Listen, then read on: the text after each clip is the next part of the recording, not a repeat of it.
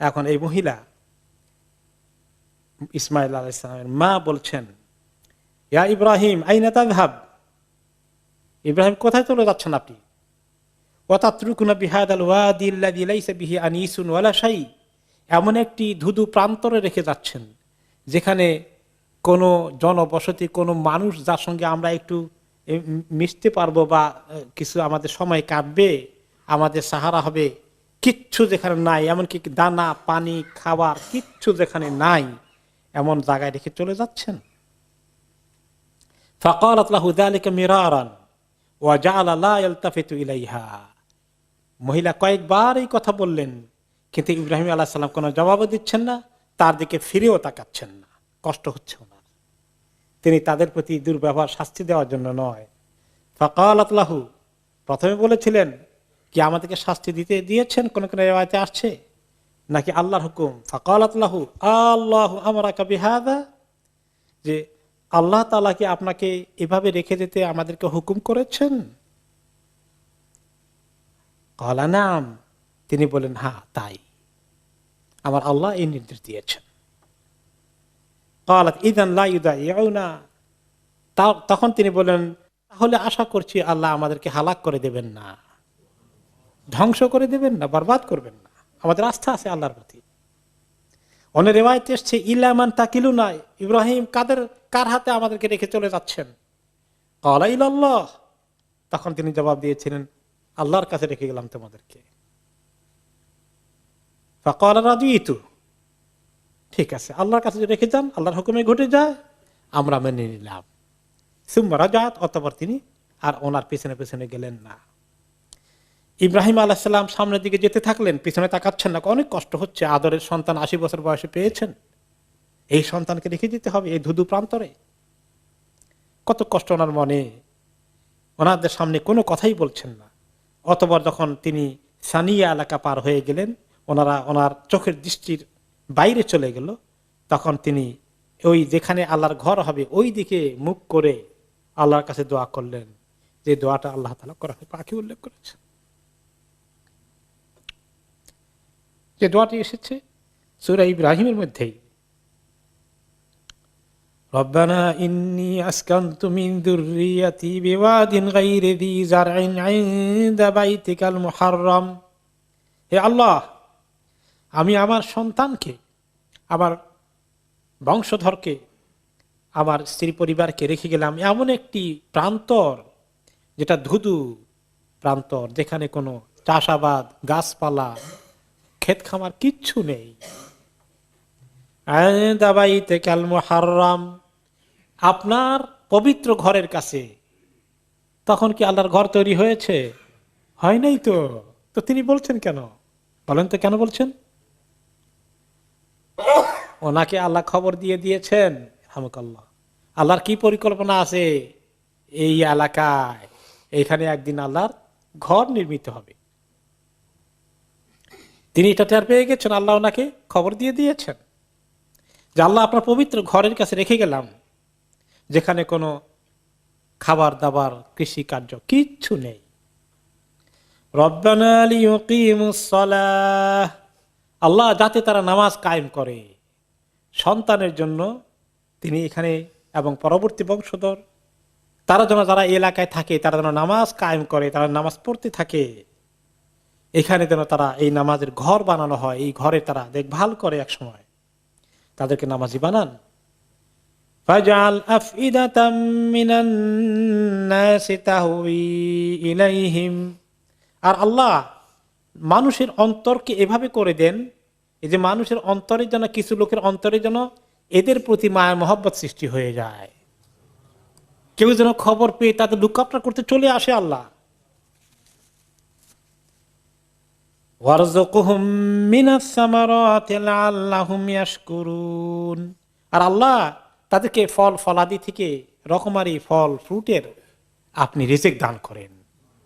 আল্লাহ আশা করা যায় তারা শুকরগুজার হবে।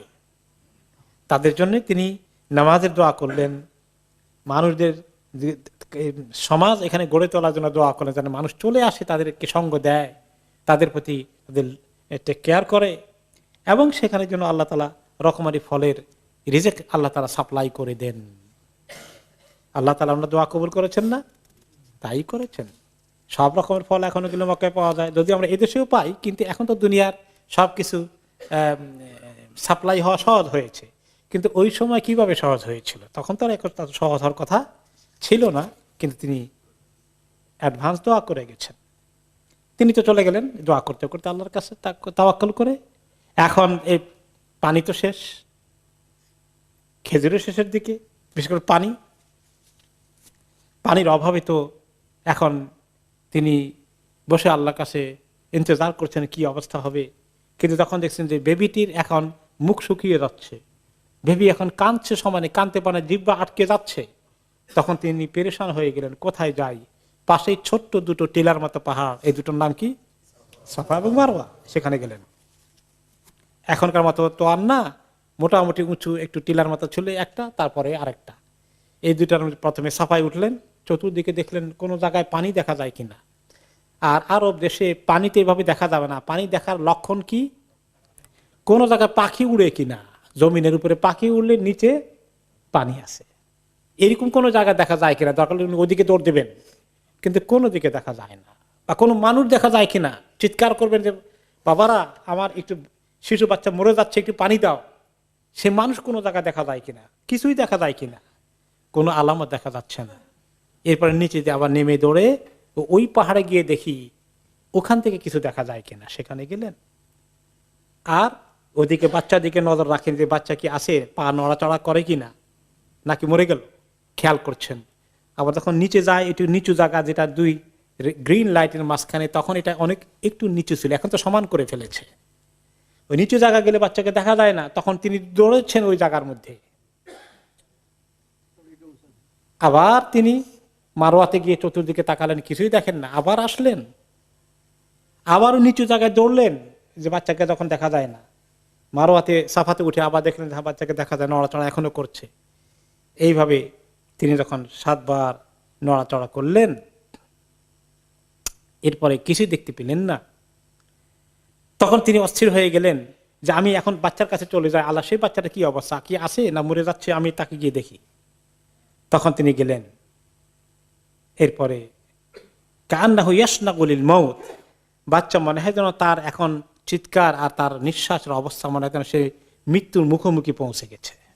মায়ের জন্য এই সময় কি কষ্ট হতে পারে আপনি চিন্তা করেন। মাদের দুঃখ, নিজের কোলের বাচ্চা যদি এইভাবে কষ্ট পায়, এর চেয়ে বড় দুঃখ তাদের আর কিছু হতে পারে না।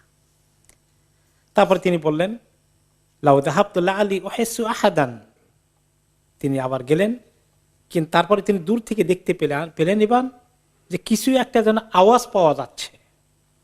ফাকালাত আগিস ইন কানা ইনদাকা খাইর, কে আওয়াজ দিচ্ছ, কি নড়াচড়া শব্দ পাচ্ছি?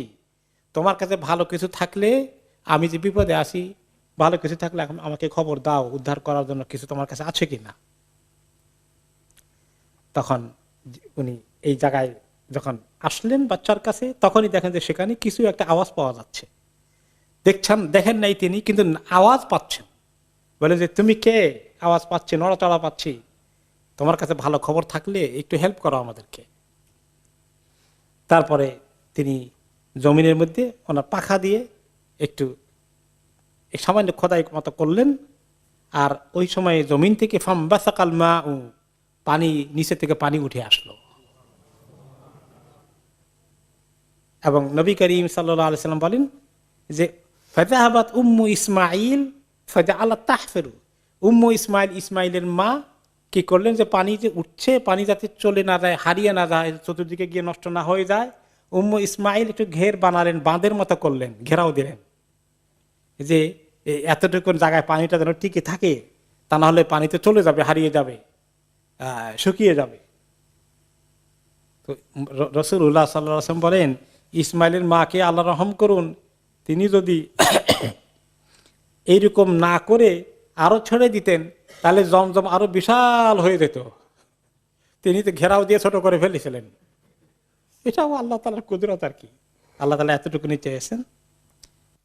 লাউ তারাকাত জামজাম আও লাউ তাগরিফ মিনাল মা লাকান জামজাম আইনান মাইনান, তিনি জমজমকে এতটুকু সীমাবদ্ধ না করে ফেললে জমজম বিরাট একটা বড় ঝর্ণা ধারা এবং বড় পানির একটা আধার, অনেক বড় হয়ে যেত। এরপরে তিনি পানি নিজে পান করলেন, বাচ্চাকে পান করালেন।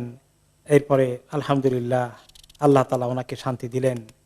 এখন তিনি এই অবস্থায় আছেন।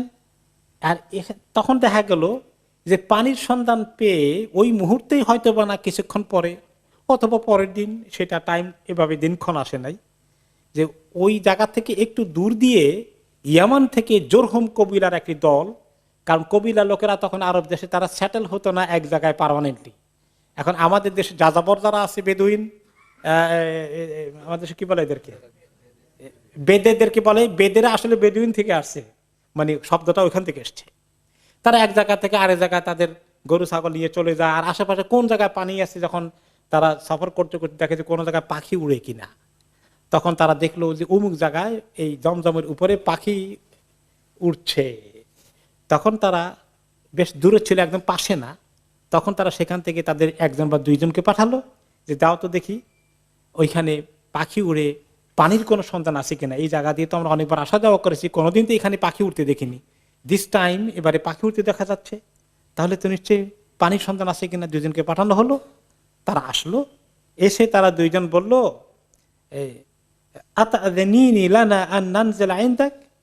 পাখি পানি তারা নিয়ে গেলো, এরপর গিয়ে খবর দিল। ওখান থেকে তারা তাদের দলের কয়েকজন আসলো, এসে বলল যে এখানে পানি তো বোধহয় আপনার কারণে এসেছে, এটা তো অস্বাভাবিক বিষয়, এখানে পানি থাকার কথা ছিল না, এখানে কুয়া কিভাবে আসলো, নিশ্চয়ই আপনি মহৎ ব্যক্তিত্ব, আপনি একলা আছেন বাচ্চা নিয়ে। এবং তারা কিছু আলাপ আলোচনা খোঁজখবর নিয়ে বলে আপনি পারমিশন দিলে আমরা কি করব, আপনার এখানে আশেপাশে আমরা বাড়িঘর করে এখানে থাকার ব্যবস্থা করব, আপনাকে একলা আর কষ্ট করতে হবে না। ওই যে ইব্রাহিম আলাইহিস সালাম দোয়া করেছিলেন না, আল্লাহ লোকদের দিলকে তাদের দিকে নিয়ে আসেন। তারা তখন এই জুরহুম কবিরা লোকেরা সেখানে সেটেল হয়ে গেল।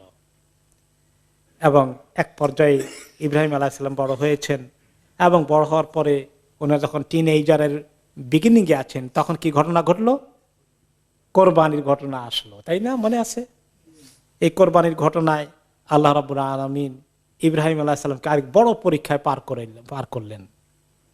সেখানে তিনি ওই ঘটনা আমরা শুনেছি, রিপিট করতে চাই না। তারপরে এভাবে তিনি টাইম টু টাইম বারে বারে দেখতে এসেছেন তার ছেলেকে, তার বিবিকে, বা হাজেরা রাদিয়াল্লাহু আনহাকে। এক পর্যায়ে ওনার আম্মা ইসমাইল আলাইহিস সালাম আম্মা ইন্তেকাল করে ফেললেন। এরপরে ইব্রাহিম ইসমাইল আলাইহিস সালাম বড় হয়েছেন, এবং সেই জুরহুম কবিলা যারা ইয়ামান থেকে এসেছিল, যেখানে সেটেল হয়েছিল ওনাদের পাশে, তারা এক পর্যায়ে তাদের একটা মেয়েকে উনি বালেগ হওয়ার পরে সময় মতো বিয়ে করিয়ে দিলেন। তিনি বিয়ে করলেন, মোটামুটি সংসার চলছে। এবং ইব্রাহিম আলাইহিস সালাম এসেছিলেন বেড়াতে, দেখতে যে তার পরিবার তো, তার স্ত্রী ইন্তেকাল করেছেন, আর ছেলেটা আছে কি অবস্থা আছে দেখে আসি খোঁজ খবর নিতে আসছিলেন। কি হলো, এসে দেখেন যে ইসমাইল বাড়িতে নাই, আছে শুধু তার স্ত্রী। তো তিনি পরিচয় দেন নাই, বললেন যে আমি দূর থেকে আসছি, একজন মানুষ তোমাদের খোঁজ খবর নিতে, তোমরা ভালো আছো কিনা, তোমার স্বামী কই, কোথায় গিয়েছে, বাইরে কাজে গিয়েছে, তো কখন আসবে, আসবে তো এরকম অনেক সময় দেরি হবে, তো তোমাদের সংসার কেমন চলে, ঠিকঠাক আছে সবকিছু? ওকে ওকে তখন বলেন যে ফাকালাত নাহনু বাশার নাহনু ফি দীকিন শিদ্দাহ ফাশাকাত ইলাইহি, বলে আর কি, আমরা মানুষ হিসাবে তো আছি, আমাদের অবস্থা যা কাহিল, সংসারে মানে কষ্ট, দুর্গতিতে দিন যায়, অর্থনৈতিক কষ্টে আছি, সুখ শান্তি নাই। এই ঘরে এসে কোনো সুখ শান্তি পাইলাম না, মানে দুনিয়াবি জৌলুস কিছুই পাই নাই, কষ্টের দিন, টানাটানি সংসার চলে আর কি, কোনো রকমে যায় আর কি দিন। অভিযোগের সুরে কথা বলল। তখন ইব্রাহিম আলাইহিস সালাম বললেন যে তোমার স্বামী আসলে সালাম দিও, যে একজন মুরব্বী এসেছিলেন, আপনার সম্পর্কে জিজ্ঞাসা করেছেন, আর জিজ্ঞাসা করেছিলেন যে আমাদের সংসার কেমন যায়, আর তুমি বলে দিও আমি বলছিলাম আনাফি জাহাদিন সিদ্ধা, এই ঘরে ঢুকে, এই ঘরে এসে বিয়ে শাদী করে আমি যা মুশকিলে আছি, কত কষ্টের দিন যায়, তো এগুলো তাকে বলো। আর বলেও তারপরে ইসমাইল আলাইহিস সালাম ঘরে আসলেন, আসা পরে বললেন আচ্ছা গন্ধ পাচ্ছি, কার কার গন্ধ পাচ্ছি, আচ্ছা আচ্ছা কে আসছিলেন, এরকম এরকম চেহারা, ওরে উনি তো আমার বাবা, চলে গেছেন কি কথা হয়েছে, এই জিজ্ঞাসা করেছে।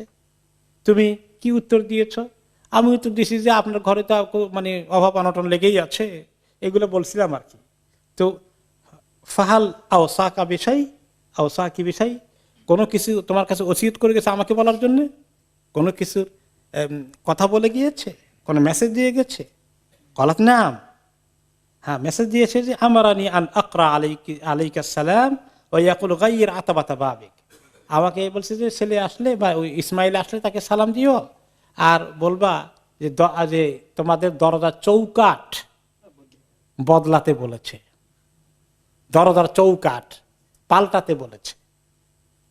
তখন তিনি বললেন যাকা আবি, ইনি ছিলেন আমার বাবা ইব্রাহিম আলাইহিস সালাম, ওয়াকাদ আমারানি আন উফারিকাকা, তিনি নির্দেশ দিয়ে গেছেন আমি তোমার সঙ্গে সম্পর্ক ছিন্ন করে ফেলতে, আমি তোমাকে তালাক দিয়ে দিচ্ছি, তুমি তোমার বাপের বাড়ি চলে যাও। এখন এখান থেকেই অনেকে দলিল নেয় যে ইব্রাহিম আলাইহিস সালাম বলছেন ছেলে ইসমাইলকে তালাক দিতে, কাজে বাবা যখন বলবে ছেলে তার বিবিকে তালাক দিয়ে দিতে হবে, এরকম কথা পাওয়া যায় কিন্তু আমাদের সমাজে, পেয়েছেন? হ্যাঁ। আর যে যে বাবা এই কথা বলে উনি মনে হয় না ইব্রাহিম আলাইহিস সালাম আর কি। কোথায় ইব্রাহিম আলাইহিস সালাম, কোথায় আমি আর আপনি, দেখেন তো অবস্থা। ইব্রাহিম আলাইহিস সালাম আল্লাহর নবী, তিনি জানেন এই মহিলার মৌলিক ত্রুটি আছে, তিনি এই ইসমাইল আলাইহিস সালাম নবী হচ্ছেন, নবীর স্ত্রী হওয়ার উপযুক্ত তিনি নন। কাজেই যে নবীকে আল্লাহ তাআলা গাইড করেন ওয়াহি দিয়া, সেই নবীর সঙ্গে আপনি নিজেকে তুলনা করছেন, এটা প্রচন্ড আহাম্মকি ছাড়া কিছু না। খবরদার, পুত্রবতীকে দেখতে পারি না আর বাবা হুকুম দেবে আর ছেলে তার ইবাদত করবে বাবার হুকুম মেনে, দ্যাট ইজ টোটালি রং। ওকে, এরপরে মহিলা চলে গেলেন, ওয়াতাজাওয়াজা মিনহুম ইমরাতান উখরা, তখন জুরহুম কবিলার লোকেরা তাদের মধ্যে থেকে আরেকজন পাত্রী ঠিক করে বললো যে না এরা তো ভালো মানুষ, ঠিকই আছে, তার বাবা ইব্রাহিম এসেছিলেন, উনি নিশ্চয়ই ভালো কথাই বলেছেন। তারা রাগ গোসা না করে আরেকটি ভালো পাত্রী তারা জোগাড় করে দিল। এরপরে বেশ কিছুদিন পরে আবার ইব্রাহিম আলাইহিস সালাম আসলেন ছেলের সংসার দেখতে, তখন ইসমাইল আলাইহিস সালাম বাড়িতে নেই। বলে যে আইনা ইসমাইল, ইসমাইল কোথায়? বলেন যাহাবা ইয়াসির, উনি তো শিকার করতে গিয়েছেন, শিকার করে মানে হরিণ বা এই জাতীয় কোনো কিছু হালাল প্রাণী শিকার করতে গিয়েছেন। আল্লাহ তানজিল ফাতুতইম ওয়া তাশরাব, তখন তিনি বললেন তো আপনি বসেন, মুরব্বী কোন জায়গা থেকে আসেন কি সময় তার পরিচয় দেন নাই, তো আপনি বসেন, খাওয়া দাওয়া করেন, একটু রেস্ট নেন। তখন তিনি জিজ্ঞেস করলেন ইব্রাহিম আলাইহিস সালাম, ওমা তো আমুকুম ওমা শারাবুকুম, আমাকে খানা পিনা খাবার খাইতে বললা, পান করতে বললা, মা তোমাদের খাবার কি কি খাও আর পানীয় কি কি কি কি জিনিস পান করো এখানে? ক্বালা তাআমুন আল-লাহম ওয়া শারাবুন আল-মা, আমাদের খাবার হচ্ছে গোশত আর পানীয় হচ্ছে পানি। কারণ ওখানে আর কোনো খাবার নাই, কোনো গম চাষ হয় না, কিচ্ছু হয় না, কোনো কৃষিকাজ মক্কা তখন হতো না, মেইনলি শুধু গোশত খায়, রুটি ছাড়াই গোশত খায়। তখন তিনি দোয়া করলেন আল্লাহুম্মা বারিক লাহুম ফি তাআমিহিম ওয়া শারাবিহিম, আল্লাহ তাদের এই খাবারের মধ্যে যে গোশত খায় আল্লাহ এটার মধ্যে আল্লাহ আপনি বরকত দান করেন, আর যে তারা পানি খায় আল্লাহ তাআলা এই পানির মধ্যে আপনি বরকত দান করেন। ফাকাল আবুল কাসিম সাল্লাল্লাহু আলাইহি ওয়াসাল্লাম, এই বর্ণনা করতেছিলেন এই হাদিসটি নিজে রাসূলুল্লাহ সাল্লাল্লাহু আলাইহি ওয়াসাল্লাম। তখন তিনি মন্তব্য করলেন রাসূলুল্লাহ সাল্লাল্লাহু আলাইহি ওয়াসাল্লাম ঐতিহাসিক ঘটনা বলার পাশাপাশি বারাকাতু দাওয়াতি ইব্রাহিম, যে এটা ইব্রাহিম আলাইহিস সালামের দোয়ার কারণেই সম্ভব হয়েছে। মক্কা লোকেরা তখন রুটি ছাড়া, ভাত ছাড়া, চাউল ছাড়া, অন্য কিছু ছাড়া শুধু গোশত আর পানি খেয়ে তাদের জিন্দেগি নর্মাল থেকেছে। এটা একমাত্র ইব্রাহিম আলাইহিস সালাম দোয়া করেছিলেন, ওই যে যাওয়ার সময় ফেলে গিয়েছিলেন, ওয়ারযুকহুম, আল্লাহ তাদেরকে রিজিক দান করেন, এবং পরে এসে আবার দোয়া করলেন বারাকাতের। এই কারণে ফাহুমা লা ইয়াখলু আলাইহিমা আহাদুন বিগাইরি মাক্কা ইল্লা লাম ইউআফিকাহ, নবী করিম সাল্লাল্লাহু আলাইহি ওয়াসাল্লাম একটা সায়েন্টিফিক কথা বললেন যে মক্কা ছাড়া আর কোনো শহরে কোনো লোকজন, কোনো কওম যদি শুধু গোশত আর পানি খেয়ে জীবন কাটায় তাদের শরীর নরমাল থাকবে না। কথা ঠিক কিনা বলেন?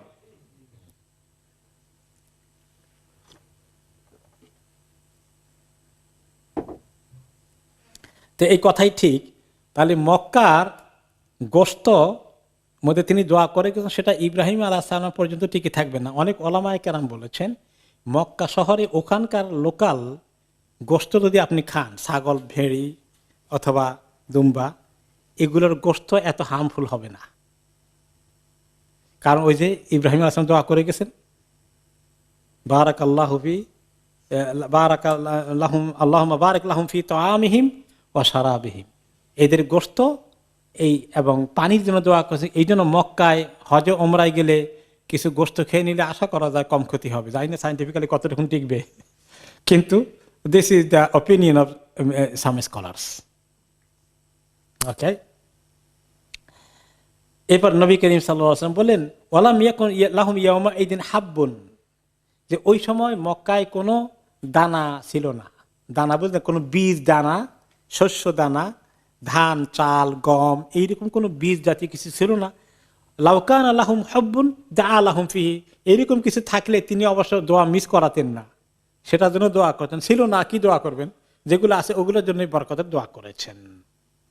অতঃপর তিনি জিজ্ঞেস করলেন ওয়াসআলাহা আন আইশিহিম ওয়া হাইয়াতিহিম, তাদের দিন কেমন যাচ্ছে, সংসার কেমন যাচ্ছে, খোঁজ খবর নিলেন। ঠিক আছে মা, তুমি এই ঘরে তোমার সুখ শান্তি আছে কিনা, মোটামুটি তুমি হ্যাপি আছো কিনা? তখন মহিলা বললেন নাহনু বিখাইরিন ওয়া সাআতিন ওয়া আসনাত আলাল্লাহ, বলেন আলহামদুলিল্লাহ, অনেক খায়ের মধ্যে আছি, অনেক ভালো অবস্থায় আছি, আমাদের কোনো অভাব অনটন নাই, এবং অনেক আল্লাহ তাআলার প্রশংসা করলেন, অনেক আলহামদুলিল্লাহ অনেকবার বললেন মহিলা। তখন তিনি বললেন যখন তোমার স্বামী আসে বলবা, তাকে সালাম দিবা আর বলবা যে তার ঘরের চৌকার যেন ঠিক মতো রেখে দেয়। ইসমাইল আলাইহিস সালাম যখন আসলেন, হাল আতাকুম মিন আহাদ, কেউ আসছিল নাকি? ওই যে গন্ধটা পান, আসছিল তো এরকম মুরব্বি, এরকম এরকম এরকম, কি কথা বলেছে, এই কথা বলেছে, তুমি কি বলেছি, তারপরে কি ওসিয়ত করে গেছে, কিছু বলছে আপনাকে বলতে, আপনি ঘরের চৌকা ঠিক আছে রেখে দেওয়ার জন্য। তখন বললেন ওকে, সালাম দেওয়ার পরে এটা বলছে, আচ্ছা আচ্ছা আচ্ছা, যাকা আবি, তিনি আমার পিতা, ওকে, ওয়ান্তিল আতবা, তুমি আমার দরজার চৌকাঠ, ও আমার আনি আন উমসিকাকা, আমাকে বলে দিয়েছেন আমি যেন তোমাকে সুন্দর করে দাম্পত্য জীবনে অটুট রাখি, বজায় রাখি তোমার সাথে। তারপরে তিনি চলে গেলেন। এরপরে আবার আরেকটু সময় আসলো, আরেক সময় আসার পরে বেশ কিছুদিন পরে আবার আসলেন। তখন ইসমাইল আলাইহিস সালাম মোটামুটি সুঠাম দেহের অধিকারী, ওনার কৈশোর পেরিয়ে, যৌবনের পেরিয়ে এবার তিনি মোটামুটি সুস্থ দেহের কর্মী হিসাবে ওনার জীবন গড়ে উঠেছে। এই সময় আসলেন, এসে তখন ইসমাইল আলাইহিস সালাম ইয়ে করছেন, বসে একটা গাছের নিচে বসে বসে ওনার ওই বর্ষা, তীর এগুলাকে ঠিক করছেন, কারণ শিকার করতে যাবেন, ওইটাই মেনলি ওনাদের খাবার দাবারের ইয়ে। এই সময় ওই একটা গাছের নিচে বসে তিনি ঠিক করছিলেন। ইব্রাহিম আলাইহিস সালাম ওইদিকে আসতে তিনি দেখে ফেলেছেন বাবা ছেলেকে, ছেলে বাবাকে উঠে দৌড়িয়ে যেভাবে আলিঙ্গন করা দরকার, মোলাকাত করে আলিঙ্গন করে, হ্যাঁ, তারপরে কথাবার্তা বলে এরপরে ঘরে গেলেন, কথাবার্তা বলেন, খাওয়া দাওয়া করলেন এবং বললেন যে দেখো বাবা ইসমাইল, ইন্নাল্লাহ আমারানি বিআমরিন, আল্লাহ তাআলা আমাকে একটা আরেকটি বড় কাজের হুকুম দিয়েছেন। ক্বালা ফাসনা মা আমারাক রাব্বুক, আপনার আল্লাহ যে হুকুম দিয়েছেন করে ফেলেন, কোনটা করতে বলেছেন? ক্বালা ওয়াতুঈনুনি, তুমি আমাকে হেল্প করবা, আমাকে সঙ্গ দেবা? ক্বালা উঈনুকা, অবশ্যই আপনাকে সঙ্গ দেব। ক্বালা ফাইন্নাল্লাহ আমারানি আন আবনি হাহুনা বাইতান, আল্লাহ আমাকে ইশারা করে দিয়েছেন এই যে জায়গাটা, ওই জায়গায় আমাকে ঘর বানাতে হবে, আল্লাহর ঘর, বাইতুল্লাহ হবে এখানে। ওকে, এরপরে দুই বাপে বানাবেন ঠিক করলেন। ইসমাইল আলাইহিস সালাম একটু দূরে পাহাড় আছে, যে পাহাড়টা এখন পর্যন্ত শেষ হয়ে গেল, যেটাকে বলা হয় জাবালে মাক্কা, সেটা সম্ভবত এখন নিউ এক্সটেনশন যেটা হয়েছে, কিং আবদুল্লাহ এক্সটেনশন, ওই জায়গার আশেপাশে ছোট্ট একটু টিলার মতো ওখানে স্পেশাল টাইপের পাহাড় পাথর ছিল, সেগুলোকে খণ্ড খণ্ড করে কাঁধে করে নিয়ে আসতেন ইসমাইল আলাইহিস সালাম, আর ওনার বাবা এটাকে ফিট করেছেন। ইব্রাহিমুল কাওয়াইদা মিনাল বাইত ওয়া ইসমাইল, সে কথা আল্লাহ তাআলা কোরআনে পাকে বলেছেন। ইব্রাহিম যখন কাবা ঘরের নির্মাণ কাজের গাঁথনি দিয়ে উঠানো শুরু করে দিয়েছিলেন আর ইসমাইল মিলে, তখন তারা কোন কথা বলেছিলেন? রব্বানা তাকাব্বাল মিন্না ইন্নাকা আনতাস সামিউল আলিম। হে আল্লাহ, আমাদের আপনার এই ঘর বানানোর কাজটাকে আপনি কবুল করে নেন। আল্লাহ, আপনি জানেন আমরা কি বলছি, আর আপনি জানেন আমাদের অন্তরে কি আছে। আমরা এই ঘরের প্রতিষ্ঠাতা হয়ে বড় নেম অ্যান্ড ফেম, এবং আমরা দুনিয়ার মধ্যে আমাদের নাম সবাই উচ্চারণ করবে এমন কোনো আকাঙ্ক্ষা নিয়ে আমরা এখানে আসিনি। আমরা শুধুমাত্র আপনার এই ঘরে নির্মাণ করছি আপনার হুকুম কার্যকরী করার জন্য। সুন্দর একটি ঘর হবে, মানুষ আল্লাহর ইবাদত করবে, এই নিয়তে করছি। আল্লাহ, আপনি আমাদের এই কাজকে কবুল করুন। আমাদের নিয়ত কদ্দুর খাঁটি আছে না কোনো ভেজাল আছে সেটাও তো আল্লাহ আপনি জানেন। কাজে আমরা দরখাস্ত দিচ্ছি, আপনি আমাদেরকে কবুল করেন। এরপরে আসলো যে ইব্রাহিম আলাইসাল্লামের ঘরের কাজ সম্পন্ন হয়ে গেল। এই ঘর কমপ্লিট হওয়ার পরে আল্লাহ তাআলা ওনাকে অর্ডার দিলেন, ওয়াদিন বিন্নাসিল হাজ্জি ইয়াতুকা রিজালা ওয়া আলা কুল্লি দামিরিন ইয়াতিনা মিন কুল্লি ফাজ্জিন আমিক। এই এবার অর্ডার করে দাও, হে ইব্রাহিম, সমস্ত মানুষের কাছে তুমি ফরমান পৌঁছিয়ে দাও। তিনি চিৎকার করে আওয়াজ করে দিলেন যে আল্লাহ রাব্বুল আলামিন যাদের সামর্থ্য আছে মুসলিম, তাদের প্রতি এই নির্মিত হওয়া এই ঘরের হজ আল্লাহ তাআলা জীবনে একবার ফরজ করে দিয়েছেন। তিনি অ্যানাউন্স করে দিয়েছিলেন। সেই অ্যানাউন্সমেন্ট দুনিয়ার আনাচে কানাচে পৌঁছে দেওয়া হয়েছিল তখন তারা জীবিত ছিল। আর পরবর্তী নবীদের মাধ্যমে আমাদের কাছে সে আল্লাহর ঘরের হজ ফরজ করার খবর আল্লাহ তাআলা বারে বারে সহ নবীদের মাধ্যমে দান করেছেন। এরপরে ইব্রাহিম আলাইহিস সালাম চলে গিয়েছেন, তিনি আবার ফিলিস্তিনে ফেরত গিয়েছেন। ওখানে ওনার ইন্তেকাল হয়েছে এবং পরবর্তী পর্যায়ে ইসমাইল আলাইহিস সালামকে আল্লাহ তাআলা নবুয়ত দান করেন এবং তিনি এই মক্কা শহরে জুরহুম কবিলার লোকজন যারা ছিল, ওনার শ্বশুরবাড়ির কবিলার গোষ্ঠী, সবাইকে নিয়ে তিনি মক্কা শহরে শান্তিপূর্ণভাবে তিনি বসবাস করেছেন এবং তিনি সেখানে যতদিন আল্লাহ তাআলা হায়াত দিয়েছে ততদিন তিনি সেখানে থাকলেন। এরপরে ওনার জন্ম যখন হয়, ওনার জন্মের প্রায় 13 বৎসর পরে আল্লাহ তাআলা ওই সারার ঘরে একটি সন্তান দিলেন বুড়ো বয়সে। ওই বুড়ো বয়সের সন্তানটাই ছিল সারাটা 80 বছর বয়সে, যেটা, তাই না? সেই সন্তান ছিল ইসহাক আলাইহিস সালাতু ওয়াস সালাম। ইসহাক আলাইহিস সালাম পরবর্তী সন্তান যিনি সারার ঘরে আসেন। আর প্রথম সন্তান হচ্ছেন ইসমাইল আলাইহিস সালাতু ওয়াস সালাম। ইসমাইল আলাইহিস সালাম ওনার ঘরে আল্লাহ তাআলা মক্কাতে প্রায় 12 জন সন্তান দিয়েছিলেন। বিরাট মাশাআল্লাহ ওনার সংসার এবং বিরাট ওনার জনবসতি গড়ে উঠল এবং 12 জনের 12টি নামে 12টি কবিলায় পরবর্তী পর্যায়ে হয়ে গেল। এবং মক্কা শহরে অন্যান্য কবিলারা যারা এসেছিল, জুরহুম এবং ওনার শ্বশুরাল্লাহের গোষ্ঠীর বাকিরা সবাই ওনাদের নেতৃত্ব মেনে নিয়েছিলেন এবং এই সংসার সবাই এবং ওই মক্কা শহরের নিয়ন্ত্রণ তাদের হাতেই থাকে। এক পর্যায়ে তারা শুধু মক্কায় নয়, হেজাজ আরবের অন্যান্য অঞ্চলে তারা ছড়িয়ে পড়েন, এমনকি আরব দেশের বাইরেও তারা বিভিন্ন জায়গায় চলে যান। কিন্তু কিছু লোক স্টিল মক্কা শহরে তারা থেকে যায়। তাদের গোষ্ঠী চলে আসে আদনান, ইসমাইল আলাইহিস সালামের পরে আদনান পর্যন্ত যে সিলসিলা আছে, এখানে কতজন আছে? 20 জনের পুরুষের মতো কাছাকাছি আছে। আর আদনান থেকে নবী করিম সাল্লাল্লাহু আলাইহি ওয়াসাল্লাম পর্যন্ত এখানে প্রায় 21 জনের সিলসিলা আছে। আরব দেশের নিয়ম ছিল তারা তাদের বংশ বুনিয়াদের ধারা মুখস্থ করতে পারত। আমার দাদাকে, তার দাদাকে, তার দাদাকে, তার দাদাকে, এরকম করে তারা 100 পর্যন্ত মুখস্থ করতে পেরেছে। আপনারা কয়জন পারছেন? আমি আমার দাদার পরে যিনি একজন ছিলেন ওই ওদের পর্যন্ত জানতে পেরেছি, আর জানিও নাই। তা আপনারাও তাই? আরবরা এরকম 100 তাদের মুখস্থ আছে। স্বয়ং নবী করিম সাল্লাল্লাহু আলাইহি সাল্লামের কাছে যে সিলসিলা ছিল ওনার বংশের, তিনি মুখস্থ করেছেন, তিনি পেরেছেন এবং তিনি একমাত্র আদনান পর্যন্ত বলেছেন সাহাবীদেরকে। তিনি বলেছেন যে ওয়াকাদ আরাদানা নবী সাল্লাল্লাহু আলাইহি ওয়াসাল্লাম কানা ইযা ইনতাসাবা ফাবালাগা আদনান। তিনি যখন ওনার বংশের ধারা মুখস্থ করে বলতেন, আদনান পর্যন্ত যেতেন আর গিয়ে বলতেন ওয়ায়াকুল কাযাবান নাসাবুনা ফালা ইয়াতাজাওয়াজুহু, যে ওই আদনানের উপরে ইসমাইল পর্যন্ত যেটা গেছে এখানে রেওয়ায়তের মধ্যে কোনো সহি রেওয়ায়ত নাই, ওনার কাছে নাই। অনেক মিথ্যাবাদী লোকরা আজে বাজে অনেক কিছু যোগ করেছে, কাজেই উদ্দূর পর্যন্ত উনি আর পৌঁছতে পারেননি। তাহলে উনি থেকে আদনান পর্যন্ত 21তম।